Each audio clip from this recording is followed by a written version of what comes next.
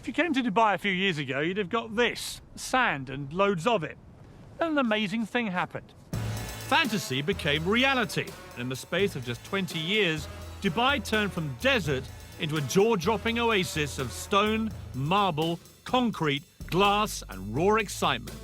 But the bolder and wackier the idea, the more likely it was to be accepted. Giant islands the shape of palms that could be seen from space. And soon there'll be the world's tallest skyscraper, a modern-day Tower of Babel that slices through the clouds at almost a kilometre above the ground. Dubai has become a centre of a modern-day gold rush. But the big question for Dubai is whether this great global credit crunch is going to bite here, and whether that will turn the Dubai dream into a nightmare.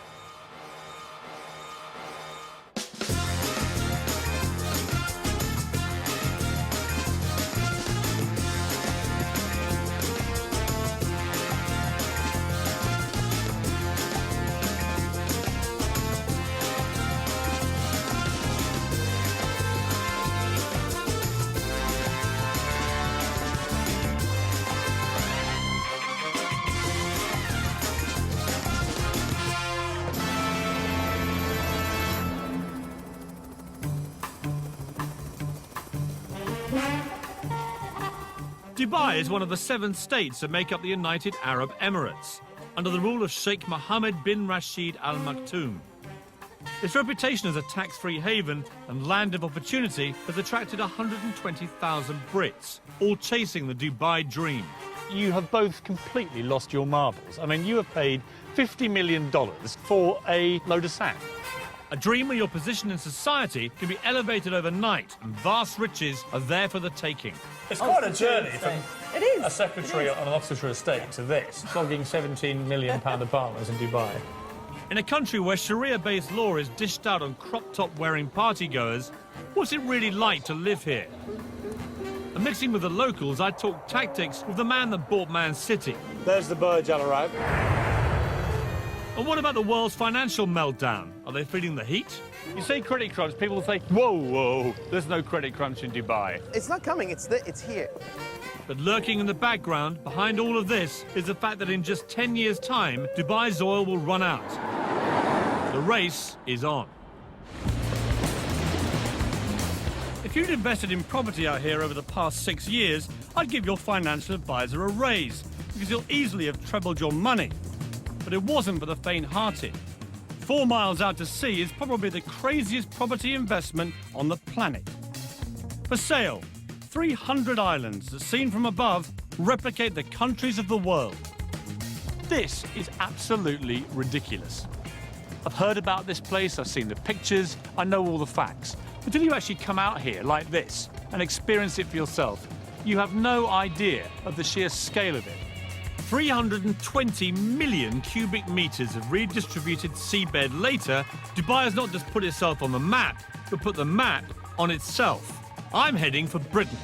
Gentlemen, permission to come ashore. Permission granted. Thank you very much. Welcome aboard. Nice to see you. Welcome to the United Kingdom. Well, thank you very much. Let's head over to London, shall Why we? not? Ex-Londoners Safi Qurashi and Mustafa Nagri moved to Dubai 4 years ago. Between them, they've just bought England. Dare I ask how much you've paid for it? Topping over $50 million. You have both completely lost your marbles. I mean, you have paid $50 million for a load of sand. Yeah, it's one view. Tell me some of the stuff What you're are we going to do here? The idea very much is to have some luxury accommodation where you can bring your boat, park it right outside your villa, swimming pools, spas. How many are we talking about? You're talking in and around the 100 mark. Right. 100 villas over here. So you're living in your own private villa, surrounded by, you know, absolutely amazing shorelines, beaches. I mean, you and say views. that, but you're actually surrounded by the French over there and Well, the Germans over there. I mean, they are worryingly close, aren't they? You know, they have got closer, but luckily there's still a bit of sea between us. I'm imagining now these luxury villas here, and even if they went just for $5 million each, I've just worked out you'll make a profit of $450 million. But you have forgotten the cost of construction. Which is? We're still working on that one. Yeah, well, You're still making what I think they call in Balham a nice little earner, aren't you? well, Yeah, Yeah, I guess you could say we might be. I mean, that's a great story. Absolutely. Ballon boy buys Britain. Yeah, it's not bad, is it? Safi is a perfect example of the Dubai dream. 4 years ago, he arrived here skint, having lost everything in a failed internet firm. Now, thanks to a series of shrewd property deals, he's the King of England and looking to invade France. But how did this little-known desert outpost become such a magnet for investors and those in search of a better life in the sun? Dubai has done an incredibly good job at marketing itself, largely through what at the outset appear to be utterly ludicrous projects. Think Dubai and you think glamour, wealth, and a rich hedonistic playground. Hardly surprising then that back in Britain, wrapped under red tape and trapped under the dark grey skies, so many downtrodden wannabes think this place is utterly irresistible. Although Dubai is twice the size of London, the main action takes place in a frenzied 20-mile strip along the coast. The legendary Dubai gold rush can be traced back to 2001, when the law was changed to enable foreign nationals to own property. It coincided with the launch of the most famous of Dubai's artificial island projects, the Palm Jumeirah, which, because it's connected to the mainland, lured investors by the truckload. And my first impression is it's massively bigger than it seems from the sky. Apparently 4,000 properties were sold in the first 72 hours of the project being announced, before a brick had been laid. The weirdest thing about Palm Island is that 5 years ago, I'd have drowned by now because this was all water. Nothing quite prepares you for the sheer scale of their ideas. Palm Jumeirah is so huge, its central trunk supports 2 6-lane motorways. At the tip, 3 miles out, sits Dubai's latest 5-star hotel, the Atlantis, complete with an underwater lost city in a fish tank. The Beckhams acquired a place here, and Ashley Cole and Michael Owen followed suit, creating a Middle Eastern wag-su-mare. It may look like Brookside on the beach, but having a Palm address is the ultimate status symbol. And living the dream on Frond D is Neil Petch. Neil came out here 14 years ago and now publishes the Dubai version of GQ magazine. Judging by his cars, a Bentley, a vintage Jaguar and a Ferrari, life is good. Okay, here we are, ladies. Throw in a Russian model wife and her glamorous friends, and I'd say Palm living is very good. How much have these properties been going up by in value? Well, about 4 villas on either side of me. No one lives there. People had them as an investment, and they're going up at such a rate that they don't actually need to rent it. I wish I were in that position. I mean, if you bought that one at the start, for example, what would you have paid? Well, that was probably about £700,000, 2.6 million dirhams in our currency. And what would it be worth now? 15, something like that. So around 6 times what you paid for it. Exactly. So it's been an amazing investment for people. Yeah, it makes you question your own job when you're earning a lot less than your house is doing by sitting there. And is there, like, in any development like this, is there a bit of, you know, keeping up with the Joneses? Absolutely. I mean, I've had to upgrade my barbecue several times. Dubai has learnt a very British lesson. We do like to be beside the seaside. Waterfront property commands a premium, and building out into the sea will add 300 miles to their coastline. But when we struggle to build something as simple as a Millennium Bridge, how do you create an entire city in just 20 years? I have some days when I say, you know, this is crazy. I want to go to New Zealand. I want to live in a farm, you know. And when you built it, how do you make sure the rich come flocking? This is ridiculous. I mean, how many towels are there? Why would you need 100 towels? And at the world's only 7-star hotel, I sampled the Dubai dream for myself.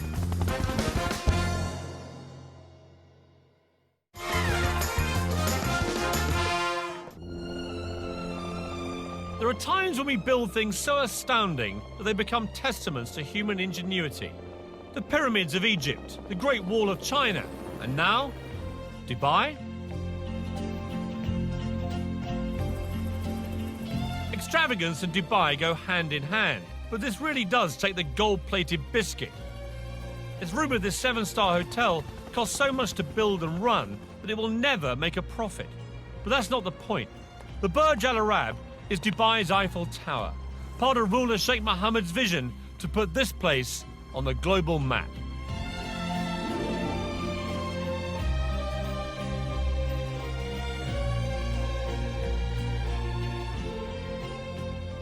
The best rooms here will set you back 12 grand a night and come complete with one of the hotel's 16 white Rolls Royces and your own personal manservant. They boast that they cater for every whim at the Burj Al Arab, and that's certainly the case with me, because I spent my entire life waiting for a bed where I could go to sleep looking at myself.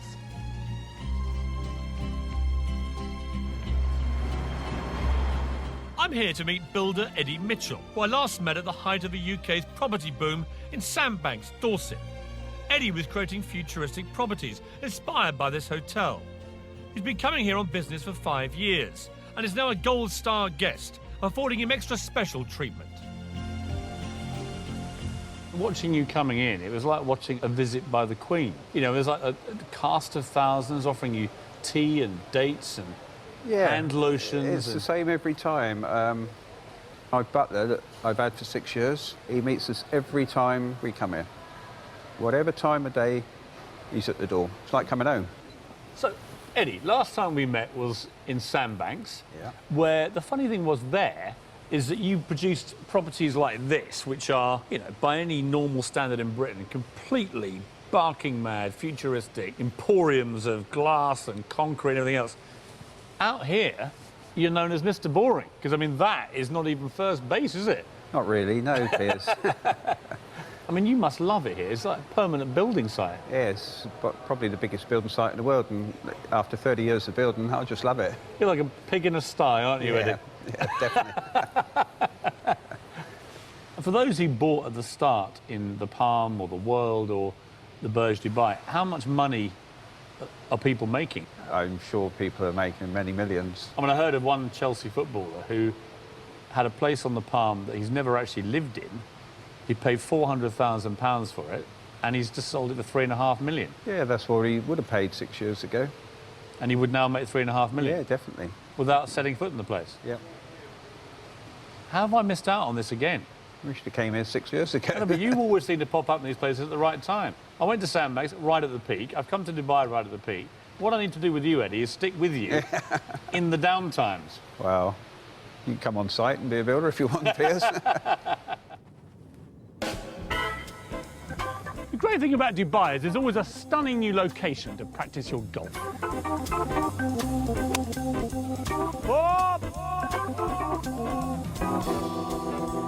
But you wouldn't have thought you could practice your skiing as well. This is Ski Dubai.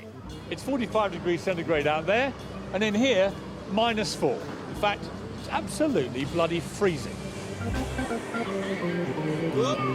The thing about Dubai is that the crazier the idea, the more likely it is to be accepted. There are many extraordinary feats of construction underway in Dubai at the moment.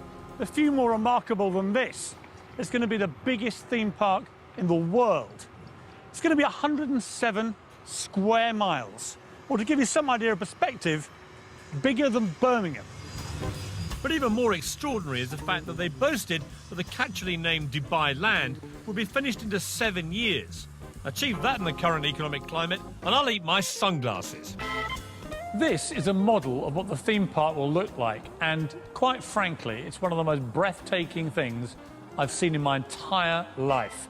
There are going to be life-size replicas of the Taj Mahal, the Eiffel Tower, the Egyptian pyramids, even Big Ben and the Houses of Parliament. There's a Las Vegas-style strip, only it's 4 times as big as Vegas. There's only one word for this: bonkers. But in Dubai, biggest is best. This humongous fish tank is built inside the world's biggest shopping centre, next to, yes, you're way ahead of me, the world's biggest building. I've been to lots of tall places in my life. The Empire State Building, Eiffel Tower. I worked at Canary Wharf for 10 years. But I've never, ever seen anything quite like this. The Burj Dubai is already 720 metres tall, making it the highest building in the world. But the really scary thing Is it still growing? Probably the most unnecessary sign of all time. Please don't lean on the walls. The sheer bravado of this structure beggars belief. They're even adding a new story every 3 days. It's another part of Sheikh Mohammed's plan to make sure Dubai stands out.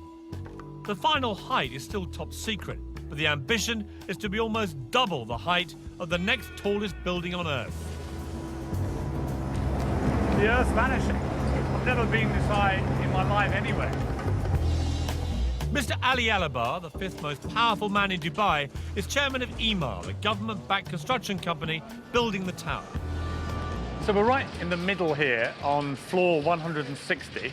We're 611 metres up. Yeah. There's still, as I can see, I mean, there are 20, 30 floors more already under construction. Yeah. Does it wobble, this? I mean, does it move around? No, it doesn't move much. Do you know how far? I think if it moves maximum, probably move this much. Who's going to be here? I mean, who will be on these floors? I think indeed these are office floors. People have bought private apartments here too, right? Correct. Yes. What was the most expensive one, do you know? A whole floor could probably cost you about $45 million, a whole floor. Oh, bargain. Yeah, it's a bargain compared to London prices, of course. You know Sheikh Mohammed better than many people. How would you describe him? I've been with him 15 years, and there are times when his energy is so unbelievable. This building here, the first time we've designed it was 90-story, and the meeting was 1 minute. And His Highness said, no. I said, okay. So I did, I think, about 120. He said, no. So I just brought a chart of all the tall buildings in the world, and I put in this building. And he said, okay, how much taller than the tallest? I said, well, we're about 40% taller. He said, good, you go.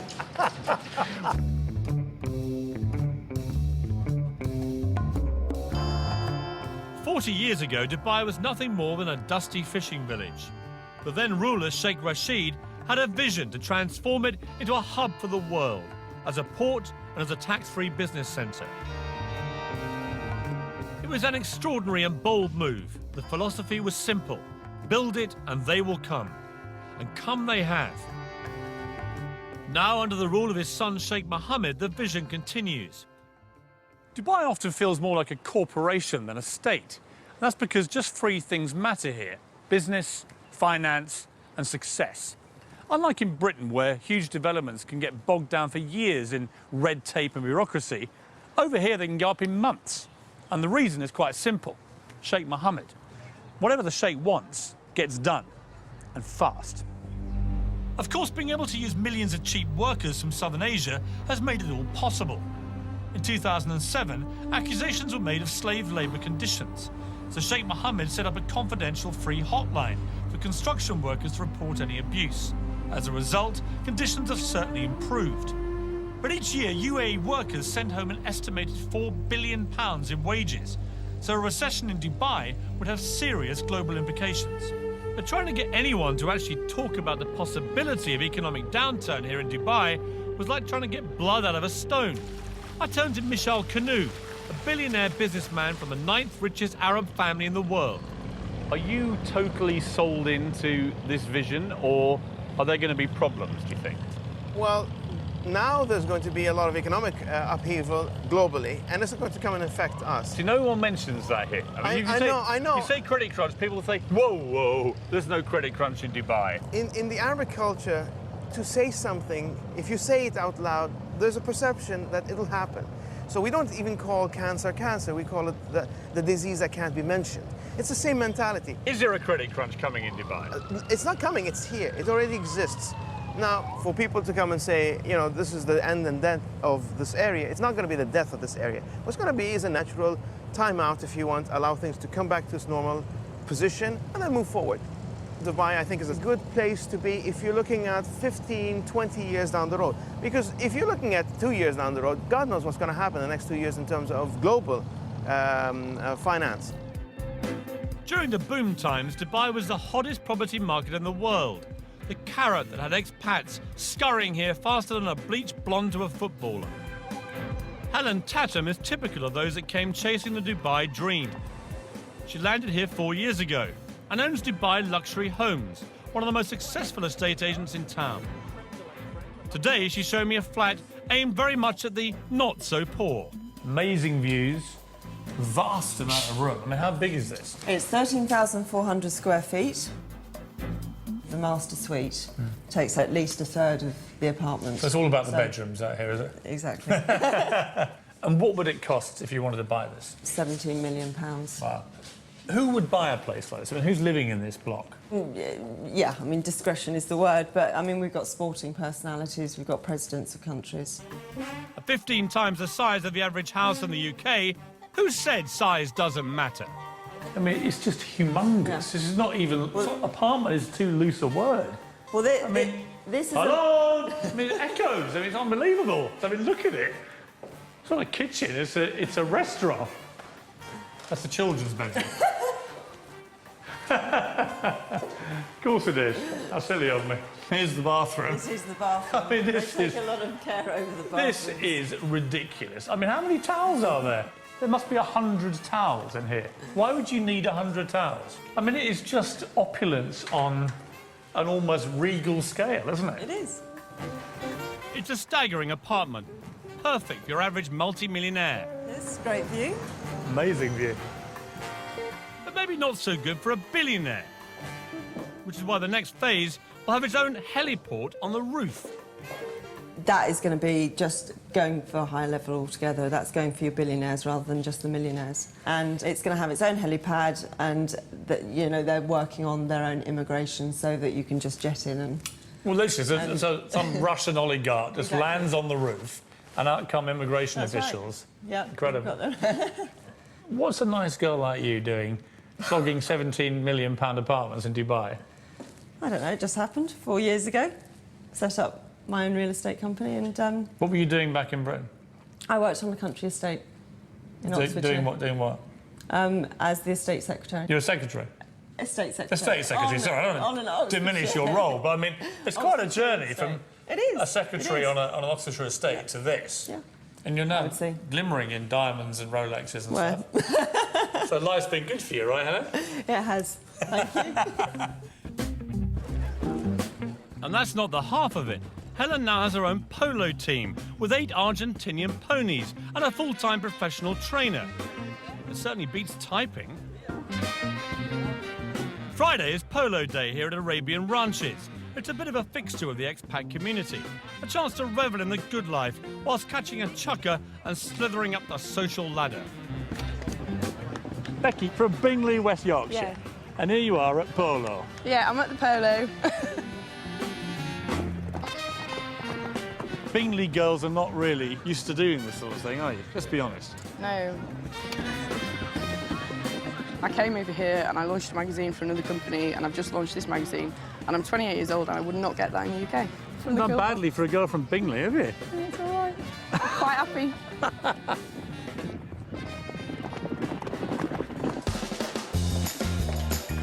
It's easy to get drawn into the good life in Dubai. Like the buildings that are going up, somehow out here, your expectations are, well, just higher.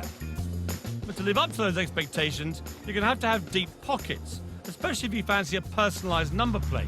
I have the 93. And how much was that? $2 million. $2 million? Yes. And I'll find out what it's like to live where hedonistic Western playgrounds exist in a country governed by strict Muslim values. And what happens when you cross the line.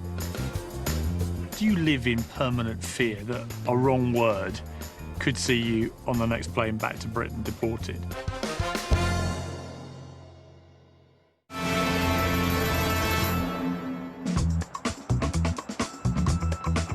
I wanted to get an Arab perspective on Dubai. Fortunately, the man that bought Manchester City, Dr. Suleiman Al Fahim, has a house here. He's made a fortune in property and is the Alan Sugar of Arabia, with his own apprentice-style TV show and even his own catchphrase. Impress me. When he said he'd show me around the city, I didn't realise he meant in his own private jet. He impressed me.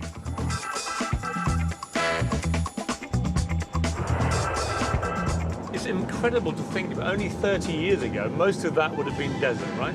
20 years ago, this part of Dubai was desert. There's the Burj Al Arab. It's become the symbol of Dubai. I mean, how much of this is ego? And are you all quite, you know, competitive people? Is it like, you've built the biggest tower, I'm going to go and build a bigger one? It's not about the ego, it's about to show the capability. We want to show our royal family that we can do it. And what they're looking for is to build something unique, something extraordinary. And with this kind of development, we attract foreigners. I mean, how much money is there down there now, would you guess? The last number announced recently was around $300 billion. 300 billion US dollars, just swimming around below us. I was told your very first major project here, you made 150 million US dollars on that deal. Is that right? Yeah, that's right. And you cleaned up. I mean, you made 150 million bucks. The good thing, once I came with the... You're allowed to smile when I say that figure, by the way. I know to you it's not much money. To me, I mean, this is like unbelievable. What's it like being a billionaire? You look like you have a lot of fun. You're always smiling. Yeah, you really enjoy it. For us, we don't really enjoy with money and cash. We really enjoy with family. It's about more cultural friendship between the family relationship and the friend relationship. Now that's a family I'd like to get into. I wonder if he has any single female relatives. So we've seen the city from the air. Now it was time to see it at ground level, in the world's only Versace Lamborghini Murcielago. Dr. Suleiman paid $600,000 more than the standard car for this designer model to ensure he cuts a dash on Dubai's highways. The big thing in Dubai is about number plates, isn't it? Yeah, number plates is very important. Your one is 737. Is that a valuable one? Yes. But the 2 digits is more important. I have the 93. 93? I bought because that's the year of graduation of my wife. And how much was that? Today it's worth $2 million. $2 million? Yes. For 93? Somebody would pay you $2 million for that? Amazing. Thank goodness his wife didn't graduate in '83. Even he might have struggled to pay for that one. With such mind-boggling spending power on tap, it'll come as no surprise that all pockets are catered for. Shopping here at one of Dubai's super malls is a bit like being back at home, to be honest. Harvey Nicks behind me, a Lacoste over there, Starbucks, Zara. The only difference here is you've always got to look out for that unexpected visit by the billionaire Arab sheikh. So, how about a mobile phone? What do they cost? It will be 110. £110? Yes, £1,000. £110,000, I see. And this one? This is £100,000. Oh, okay, so that's a bit more of a bargain. Yes. So do you actually sell these phones? Yes. A few weeks ago, the one sheikh chose 4 telephones. So an Arab sheikh came past your shop and bought 4 of these? Yes. For £500,000? Yes. Blimey, what on earth do you do when you want an upgrade? It's all so easy to get sucked into the affluent lifestyle in Dubai. The place just drips success. Most expats here enjoy a quality of life they could only have dreamt about back in Britain. Vast villas, sprawling staircases, giant swimming pools and personal maids. They spend their days enjoying the leisure at 5-star hotels like this, and their nights at parties covered by the society pages of Hello magazine. Small wonder then that so many start to feel, well, a little bit grand. After all, back in Britain, they were minnows. Here in Dubai, everyone's a whale. Tonight's the Hot 100 party, an annual event where the local version of Hello magazine draws up a chart of all the movers and shakers in town.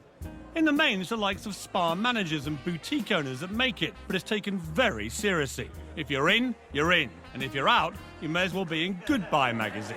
You've made it. You haven't. Well, actually, I may have. I've just been speaking to the editor. There's this whole sort of strata zone that you get into when you get into the Hot 100. I mean, it's quite cool to be considered, like, hot. And apparently none hotter than yours truly. Well, the hottest thing that I found at the Ahlan Hot 100 party is Mr. Piers Morgan. Welcome. Hello. Expat life here revolves around the 50 or so 5-star hotels. That's because once inside, you never need know you're in a country where alcohol is frowned on, it's illegal to kiss in public, or be gay, or share a flat with your girlfriend. Dubai knows it needs Westerners to succeed, and so deliberately turns a blind eye to goings-on, providing they go on the private property of the hotels, a kind of expat bubble where life is good and intoxicating. The Burj Bar is a regular expat haunt. It's not far from where a couple of Brits were recently arrested for having sex on the beach, although I believe that might be illegal back home as well. Enjoying herself in a slightly more legal way is 46-year-old mother of two from Birmingham, Karen Brady. Dressed to kill tonight, Karen? Always, always. Is this your nightly This is garb? generally, yes. Generally. Less is more. Less is more. Less is definitely more. And what's it like? I mean, the nightlife here. Every single night you can party without fail. Come out here, party. It's like non-stop. And you get drunk? Frequently. And are you making loads of money here? Absolutely loads, millions. No, So you here, came loads for of the friends. money and the parties? Absolutely, yeah. In what Absolutely. order? Well, first money, then the party. And what's the man scene like here? I'm not looking for a man. I'm just here enjoying myself. I've been married all my life, and I'm not doing that anymore. But you go on dates here and stuff? Sometimes, yeah, I do, yeah.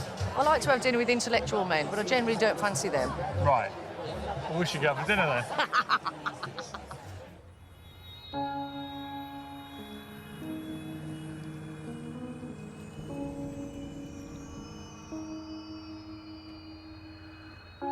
In the last year, 230 Brits have ended up in Dubai's prisons for a range of offences, from the normal, like drink driving, to the abnormal, like bouncing a cheque. If you are going to come out here, make sure you learn the law. For example, sex outside of marriage can get you a year in jail. Possession of over-the-counter drugs that contain codeine, 4 years. Even Harry Potter books were recently banned from schools because witchcraft is strictly illegal in Dubai. It's a difficult society to get your head around. On the one hand, a traditional autocratic leader uses strict Sharia-based law to rule with a rod of iron. On the other hand, in the five-star hotels, you can forget you're even in the Middle East. But the two cultures exist side by side in parallel universes, and except for at the shopping malls, rarely mix. Consequently, the expats live in fear of making a silly mistake, or inadvertently breaking a law that could, with a swipe of the pen, see them deported. I drove into the desert with blogger and ex-journalist Alexander McNabb. He's been living out here for almost 20 years and has first-hand experience of what happens when the two cultures clash. It is. It's like being on the moon, isn't it? Amazing. When I first moved here, that was in the early 90s, I came out here running a magazine which was shut down because I criticised the wrong guy's computer. It was a computer review mag, and the computer didn't work. And so we said the computer doesn't work, which in retrospect was probably naive of me. Or to tell the truth. To tell the truth. But it offended a man who happened to be related to a man who happened to be in a position to do something about it. So my office was sealed by the Ministry of Information. Now, the great thing about Dubai today is that actually probably can't happen. Is it relaxing, the censorship? Is it getting easier? Yes, it is. If you can stand up a good story where a government department has behaved appallingly, I think you've got a chance of running that story. When I first came out here, you wouldn't have done. So you're now seeing allegations being made against some quite big figures in government and corruption investigations going on that were unthinkable here. It's a process of change. If you're in the media out here, as you are, do you live in permanent fear that a wrong word could see you on the next plane back to Britain deported? Are you wary about what you're telling me, for example? No, I don't think I have that fear. I might be horribly wrong, but I don't think I have that fear. I don't live in fear. I don't live in fear of saying what I think. Oh, don't worry, but I've just seen 2 quad bikes with a couple of government officials nipping over that dune. It's you they're after. They've been listening, haven't they?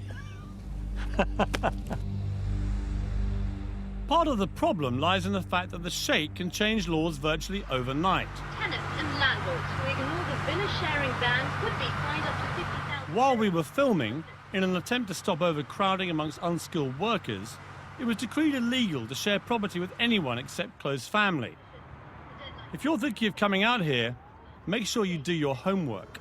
Disconnecting water and power supplies. Super. I'm off to meet an old friend, Patty Parfit. She moved out here with her son Harry after separating from her wayward husband Rick, guitarist of Status Quo. She'd been out here on holiday and thought Dubai would be the ideal place to change the status quo and mend a broken heart. A year on, however, and the Dubai dream is turning sour. Hello. How are you? Hello, I'm good, thank you, How lovely to see you. And you, how are you? The last time I saw you was on a status quo tour bus. We don't talk about that. Welcome to my home. So this is your lovely piece of Dubai paradise. This is nice. this is our little hacienda. So this is the lounge. Yeah. This four-bedroomed house is typical of the expat family lifestyle out here. Inside landscape gated communities and miles from anywhere. So this is the kitchen. Thankfully for the neighbours, it's detached. So, Paddy, you're in a very nice place here, but it's half an hour inland.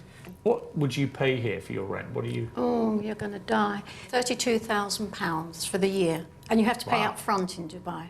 So you had to write a cheque for £32,000? Yeah. Yeah. For a year's rent in advance? Yeah. So that strikes me as pretty expensive. It is. I mean, it's ridiculous So rent. your rental is up for renewal. What are you going to do? I'm taking it for 6 months, and then I just see how I go there. And what are they going to charge you for that? £27,000. What? In 1 year, they've nearly doubled it? Yeah. So, be warned, if your employer's not subsidising your rent, you'll be in for a nasty shock. It's terribly expensive in Dubai. It You get this really idea that is. this is wonderful tax-free haven. Yeah. Everything's dirt cheap. So it's not really like that. No, and you know, I don't want to spoil anybody's holiday or dream to move to Dubai, but you really got to look at it because it's not all what it's cracked up to be. People who are watching this are going to be thinking, I quite fancy coming to Dubai. Yeah. And yet you seem to have fallen slightly out of love with the dream. Yes, I have, haven't I? Oh, God, where do I go now? I do miss my friends. I do miss my family. And it is difficult to meet people over here because everybody's basically, it's family. And when I go out, I am a threat. I bet you are. How old are you? 57. I mean, that is amazing. Yeah. Recently divorced. To a rock star. Long bombshell. Used to be with a rock star. You are public enemy #1 to these women. Fantastic. That's rock and roll. So what does the future hold for Dubai? I'll be looking at the changing face of society here as it opens its doors wider to Western values. Could their secret defence against the credit crunch come down to a few familiar faces? Try some of these. God, that's disgusting. And just how much are they prepared to spend to make sure Dubai does become the greatest city in the world? Khalid will be getting millions. Multi-millions. Multi-millions.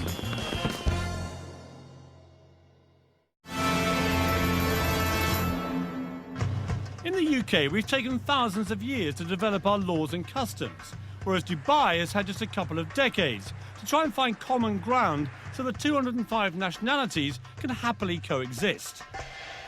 Consider this, just 1.3 million people live here. Of those, 200,000 are Western expats, 900,000 are Asians, mainly workers, and that leaves just 200,000 local Emiratis. To put that in perspective, imagine living in Britain, where 5 out of 6 people were foreigners. And when you think of it like that, you kind of begin to work out that Dubai is actually quite a tolerant place.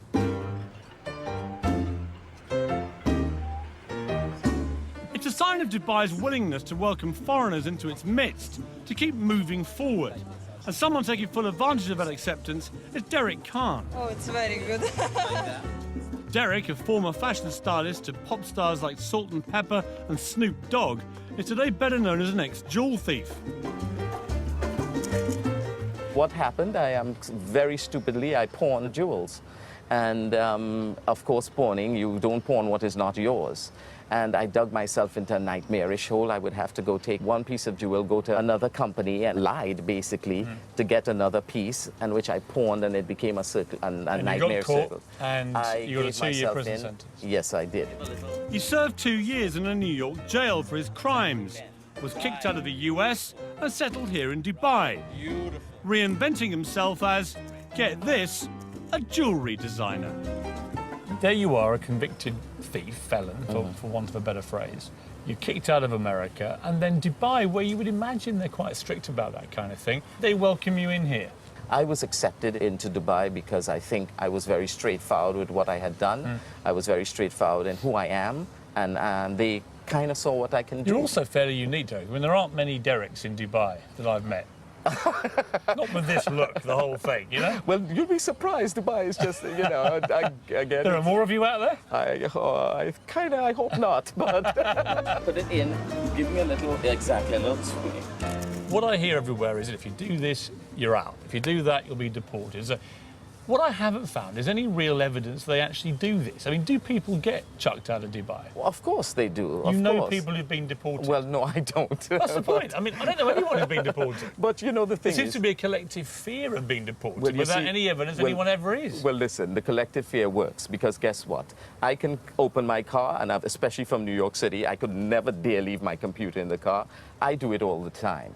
I leave my doors unlocked at home. You think that the rules are a small price to pay, really? For a very small price to pay. You know, it gives you that sense of security. And I couldn't be happier here.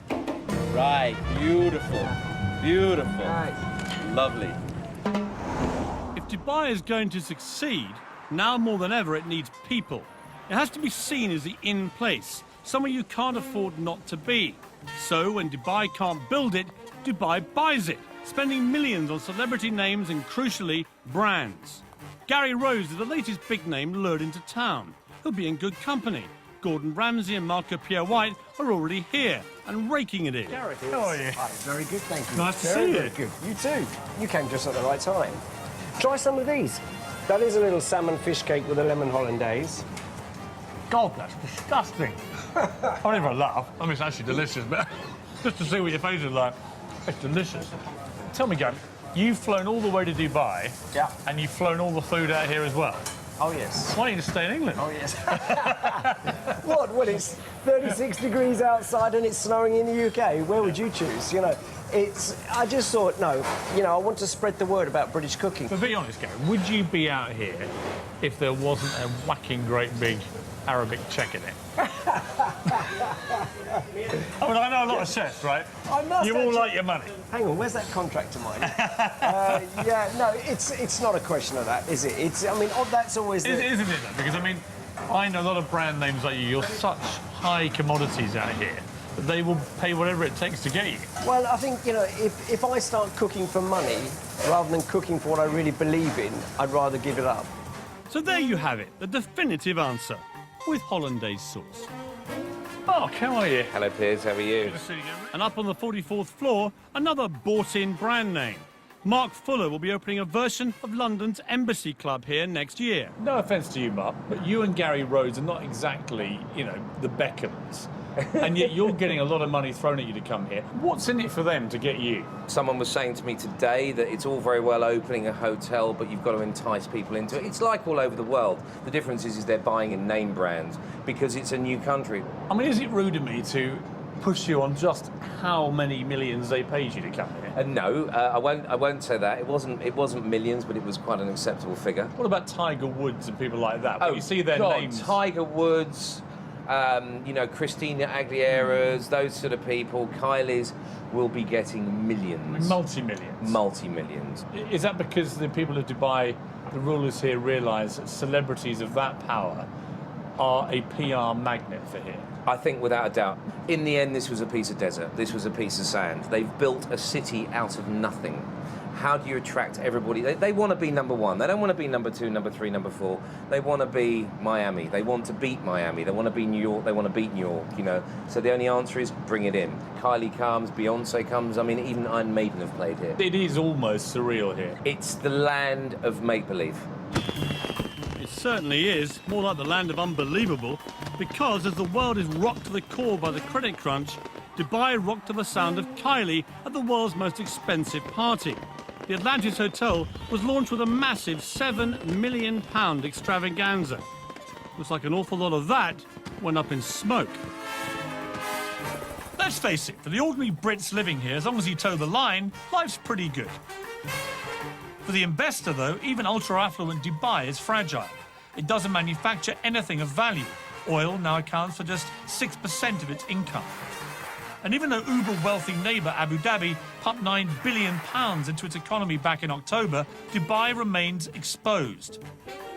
3 big government-backed construction companies are already laying off hundreds of employees. Dubai relies on foreign investors to make it work, and without them, Dubai's dream of becoming the greatest city on earth may have to wait. I came to Dubai to find out if it really is all it's cracked up to be. And the answer, if you like sun and fun, glitz and glamour, is a resounding yes. As for the credit crunch, everyone I've met here says the same thing. Dubai won't just survive, it will thrive. And that's because it's bursting with ambition and drive, all led by one man's extraordinary vision and an utter determination to turn this place into the biggest and most successful city in the world. As for my part, I think I'll borrow the favourite phrase of the British builder. It'll be all right when it's finished.